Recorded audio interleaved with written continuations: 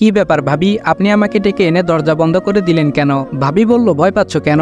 আমি তোমার সঙ্গে তেমন কিছুই করব না, শুধু একটু নাটক করব, তুমি শুধু দেখে যাও। আর ভাবি কাকে বলছো? আমি বললাম, দেখুন অতীতে যা হবার হয়েছে, এখন আপনি আমার ভাবি আর আমি আপনাকে সেই সম্মান শ্রদ্ধা দিয়ে কথা বলছি। প্লিজ আপনি অতীতে যা কিছু হয়েছে সেটা একটা দুর্ঘটনা মনে করে ভুলে যান। ভাবি নিমিষেই তার রূপ পাল্টে বলল, তুই কি ভেবেছিস আমাকে কষ্ট দিয়ে তুই তোর অদিতির সঙ্গে সুখে থাকবি? সেটা আমি বেঁচে থাকতে হতে দিব না। আমি অনুরোধ করে বললাম, আমি আপনার কাছে হাত জোর করে ক্ষমা চাচ্ছি, প্লিজ অতীতে যা কিছু হয়েছে সেটা একটা দুর্ঘটনা মনে করে ভুলে যান। ভাবি বলল, তোকে ভালোবাসাটা কি আমার ভুল ছিল?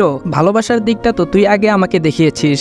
যখন আমি তোকে পাগলের মতো ভালোবাসতে শুরু করলাম ঠিক তখনই আমাকে ছেড়ে দিয়েছিস। তুই যখন আমার সঙ্গে ব্রেকআপ করেছিস তখন তোর পা পর্যন্ত জড়িয়ে ধরে কান্না করে বলেছিলাম, আমাদের রিলেশনটা এভাবে ভেঙে দিও না প্লিজ, প্রয়োজনে তুমি যা বলবা আমি তাই করব, তবুও আমাকে ছেড়ে যেও না, আমি তোমাকে ছাড়া সত্যি মরে যাব, প্লিজ আমার কথাটা শোনো। সেদিন এভাবে কান্না করে তোকে কথাগুলো বলেছিলাম, কিন্তু আমার কান্নার আর্তনা তুই ন্যাকামি ভেবে উড়িয়ে দিয়েছিস।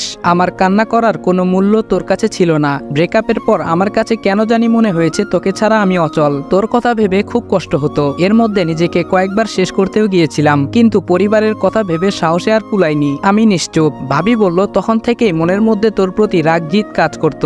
আমার জীবনটাকে যে নরক বানিয়ে ফেলেছে তার জীবনকেও আমি আমার থেকে 3 গুণ নরক বানিয়ে ফেলবো। আমি বললাম, ওহ, তার মানে ভাইয়াকে আপনি ভালোবেসে বিয়ে করেননি, আমার উপর প্রতিশোধ নেওয়ার জন্যই ভাইয়াকে ফাঁসিয়ে বিয়ে করেছেন।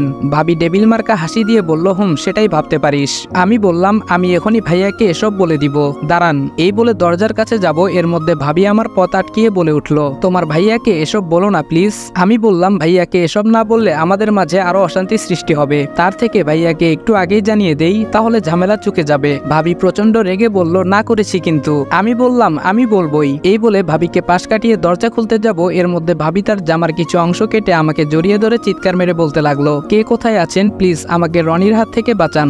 ভাবির কাছ থেকে নিজেকে ছাড়ানোর বৃথা চেষ্টা করে বললাম, ভাবি এসব কি পাগলামি করছেন, ছাড়েন আমাকে। ভাবি আমার কানে ফিসফিস করে বলল, চুপচাপ শুধু দেখে যা আমি তোর কি হাল করি। এই বলে আবারও চিৎকার মেরে বলতে লাগলো, কে কোথায় আছো, প্লিজ আমাকে এই অসভ্য ছেলেটার হাত থেকে রক্ষা করো। মা বাবা ও আমার স্ত্রী অদিতি তারা এসে দরজা ধাক্কা দিতে ভাবি আমাকে ছেড়ে দ্রুত দরজা খুলে অভিনয়ে কান্না করে বাবা মার সামনে বলতে লাগলো, বাবা আমি আপনার ছোট ছেলেকে অনেক ভালো ভেবেছিলাম, কিন্তু দেখুন আজ হঠাৎ আমার রুমে এসে আমার সঙ্গে কেমন অসভ্যতামি করছে। বাবা অনেকটাই রেগে বলল, বৌমা তুমি কান্না করা বন্ধ করো, ওর বিচার আমি ভালো করেই করব।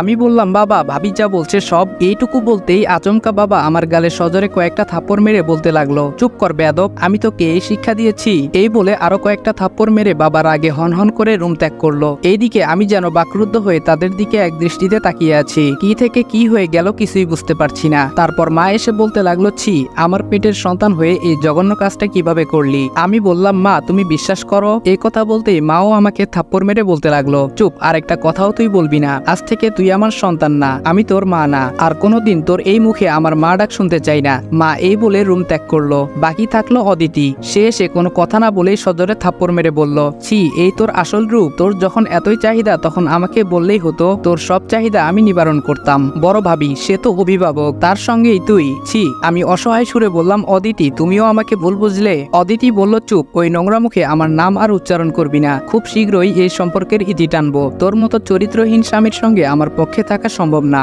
আমি আজই আমাদের বাসায় চলে যাব। অদিতি একরাশ ঘৃণা নিয়ে এসব বলে রুম ত্যাগ করলো। তাদের এসব কথা শুনে চোখের কোণে পানি চলে আসলো, চোখের পলক নামানো মাত্রই হয়তো গাল বেয়ে পড়ে যাবে, কিন্তু কথায় আছে না, ছেলেদের কান্না করতে নেই, তাতে নাকি তাদের বড্ড বেমানান লাগে। চোখের পানি মুছে রুম ত্যাগ করবো এমন সময় ভাবির সামনে এসে ডেবিল মার্কা হাসি মুখে এনে বলে উঠলো, কি কেমন দিলাম। আমি নিশ্চুপ হয়ে ফ্লোরের দিকে তাকিয়ে রইলাম, কিছু বলতে সাহস হলো না। এই যে ভাই সব, এখন তো দেখি সবার হাতেই মোবাইল, সারাদিন ফেসবুক ইউটিউব কিছু না কিছু নিয়ে ব্যস্ত, কিন্তু ভাই এই সময়টা যদি একটু কাজে লাগানো যাইতো, তাই আমি তোমাদের একটা মজার প্ল্যাটফর্ম রেকমেন্ড করতেছি, ব্যাট অন গেম। এইটা একরকম গেমের দুনিয়া, এইটা মোবাইল ব্রাউজার দিয়ে খেলতে পারবা, কোনো অ্যাপস লাগবে না। এখানে ক্রাশ, স্পিন, স্পোর্ট সহ অনেক ধরনের ইন্টারঅ্যাক্টিভ গেম আছে। আর কি জানো, বিকাশ, নগদ, রকেট সবকিছু দিয়া লেনদেন করতে পারবা। তুমি শুধু একবার সাইন আপ করবা, তারপর তোমার পছন্দের গেম খেলবা। নতুনদের জন্য প্ল্যাটফর্মটা একদম সহজ, কেউ যদি আগে না খেলো তবুও চিন্তা নেই, এখানে 24 ঘন্টা হেল্প, পুরা সিকিউর আর একদম স্মুথ এক্সপিরিয়েন্স। তো আর বসে থাকলে হবে,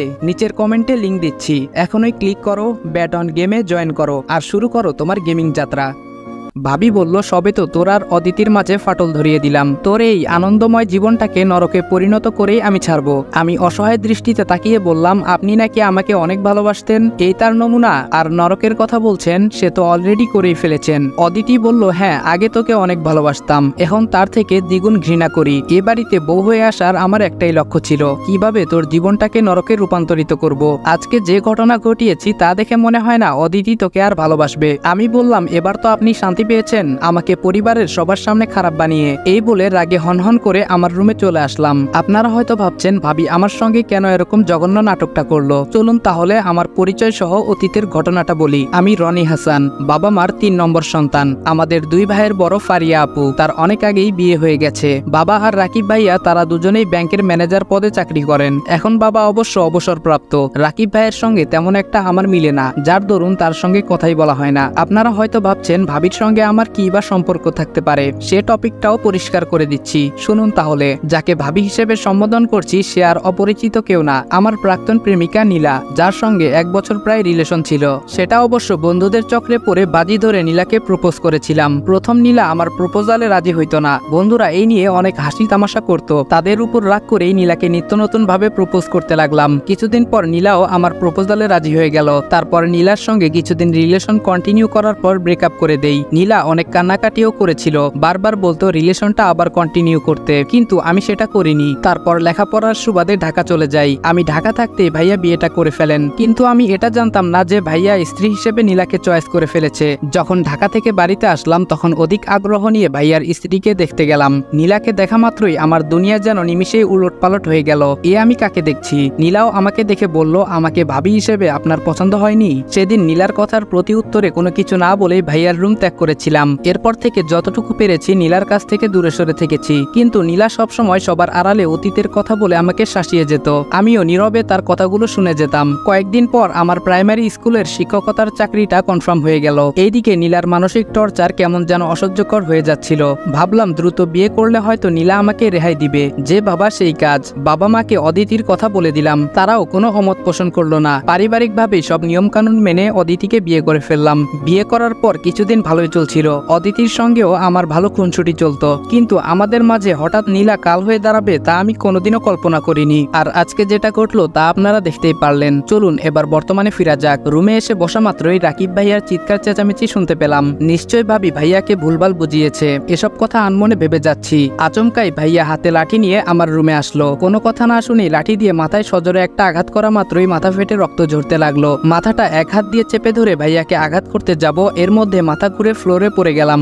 জ্ঞান ফেরার পর নিজেকে হাসপাতালে আবিষ্কার করলাম, কিন্তু অবাক করার বিষয় হচ্ছে হাসপাতালের কেবিনে আমি একাই, পাশে কাউকে দেখতে পাচ্ছি না। তার মানে বাড়ি থেকে কেউ আসেনি নিশ্চয়ই। এসব ভাবতেই বাবা এসে বলল, এখন কেমন লাগছে? আমি বললাম, হ্যাঁ ভালো, তবে মাথাটা একটু ব্যথা করছে। বাবা বলল, ডক্টরের কাছ থেকে মেডিসিনগুলো নিয়ে বাড়িতে এসে পড়িস। আমি চললাম। আমি বললাম, আচ্ছা ঠিক আছে। বাবা বাড়িতে চলে গেল। তার কিছুক্ষণ পর ডক্টরের কাছ থেকে মাথা ব্যথার মেডিসিনগুলো নিয়ে আমিও বাড়িতে চলে আসলাম। দরজায় এসে দাঁড়াতেই অদিতি আমাকে দেখে মুখ ফিরিয়ে নিয়ে রুমে চলে গেল। এই দৃশ্যটা দেখে কেন জানি কষ্ট হতে লাগলো। কদিন আগের কথা, ফল কাটা চাকু দিয়ে অদিতির সঙ্গে দুষ্টামি করতে গিয়ে আমার হাতে একটু লেগে কেটে গিয়েছিল। এতেই অদিতি ছোট বাচ্চাদের মতো কান্না করে। তার এরকম ভালোবাসা দেখে বুকের সঙ্গে খুব শক্ত করে জড়িয়ে ধরে বলেছিলাম, এই পাগলি, এই সামান্য রক্ত দেখে কেউ কান্না করে? অদিতি বলল, আর কখনো হাতে চাকু নিয়ে এরকম দুষ্টামি করবে না। এখন তো খাবারটাও নিজ হাতে খেতে পারবে না। আমি বললাম, আমার নিজ হাতে খেতে না পারলে কি হবে? আমার বউ তো আমাকে খাইয়ে দিতে পারবে। যদি সে আমাকে খাইয়ে দিতে না চায় তাহলে আর কি করার? কদিন না হয় না খেয়েই থাকবো। দুষ্টামি করে বলতেই অদিতি রেগে বলল, বেশি বকছো কেন? আমি তো তোমাকে খাইয়ে দিব, এতে না করার কি আছে? সেদিনকার অদিতি আর বর্তমানের অদিতির মাঝে দিনরাত তফাৎ। আজকে আমার এমন অবস্থা দেখে কেয়ার না করে রুমে চলে গেল। অদিতি নিমিষেই আমাকে এতটা ঘৃণা করবে তা কখনো আমি কল্পনা করিনি। তারপর নিজের রুমে গিয়ে লক্ষ্য করলাম অদিতি তার কাপড় চোপড় সুটকেসে ভর্তি করছে। এ দেখে বললাম, তোমার এসব কাপড় চোপড় সুটকেসে ভর্তি করছো কেন? অদিতি রেগে বলল, কেন ভর্তি করছি বুঝতে পারছো না? আমি বললাম, অদিতি, তুমি যেটা ভেবে আমাকে ঘৃণা করতে শুরু করেছো তেমন কিছুই আমি করিনি, এসব নীলা ভাবির সাজানো নাটক। অদিতি বলল, আমি এতটাও বোকা নই যে আপনি আমাকে যা বোঝাবেন তাই আমি বুঝবো। তাছাড়া কোনো মেয়ে তার সম্মান নিয়ে এরকম জঘন্য কাজ করবে না। আমি বললাম, অদিতি, তুমি অন্তত আমাকে বিশ্বাস করো। ভাবি আমার সঙ্গে। কথাটা বলতেই অদিতি আমার কথা থামিয়ে বলল, চুপ, আর কোনো কথা আমি শুনতে চাই না। আপনার এই চেহারা দেখলেই এখন কেন জানি গা ঘিনঘিন করে। রাকিব ভাইয়া ভুল করেছে, শুধু একটা বাড়ি আপনার মাথায় মেরেছে। যদি মারতে মারতে আপনাকে আমাকে মেরে ফেলতো তাহলেই ভালো হতো। আপনার মতো নিচু মন মানসিকতার অমানুষগুলোকে মেরে ফেলাই উচিত। আজ নিজের কানকে কেন জানি বিশ্বাস করতে পারছি না। অদিতি আমার মৃত্যু কামনা করছে, কথাটা ভাবতেই বুকের বাঁ পাশে দুমড়ে মুচড়ে যাচ্ছে। চোখের কোণের পানি মুছে বললাম, আজকে একটা দুর্ঘটনার জন্য আমার মৃত্যু কামনা করছো? এটাই কি তোমার ভালোবাসা? অদিতি নিশ্চুপ। অদিতিকে আলতোভাবে জড়িয়ে ধরে বললাম, অদিতি যাই হোক না কেন তুমি অন্তত আমাকে বিশ্বাস করো, আমি সত্যি ভাবির সঙ্গে কোনো অসভ্যতামি করিনি। উনি আমার নামে মিথ্যা অপবাদ দিয়েছে। অদিতিকে আলতো জড়িয়ে ধরাতে কিছুক্ষণ পর কি যেন ভেবে আমাকে ধাক্কা মেরে সরিয়ে দিয়ে বলল, অনুগ্রহ করে আপনার এই অপবিত্র হাতে আমাকে স্পর্শ করবেন না, আমার গা ঘিন ঘিন করে। অদিতির কথা শুনে ছলছল চোখে তার দিকে এক দৃষ্টিতে তাকিয়ে রইলাম। মুহূর্তের মধ্যে অদিতি এতটা পাল্টে গেছে, এইদিকে দাঁড়িয়ে থাকতে পারছি না, মাথার ব্যথাটা বেড়েই চলেছে। কোনো উপায় না পেয়ে সোফায় বসে পড়লাম। অদিতি সুটকেস নিয়ে তার মতো চলে যেতে লাগলো। আমি পেছন দিক থেকে বললাম, তুমি না আমার কাছে প্রতিজ্ঞা করেছিলে আমার সুসময় হোক কিংবা দুঃসময় কখনো আমাকে ছেড়ে চলে যাবে না, তাহলে আজকে কেন তোমার ওয়াদার খেলাফ করছো? অদিতি এ কথা শুনে সুটকেস নিয়ে আবার ফিরে আসলো।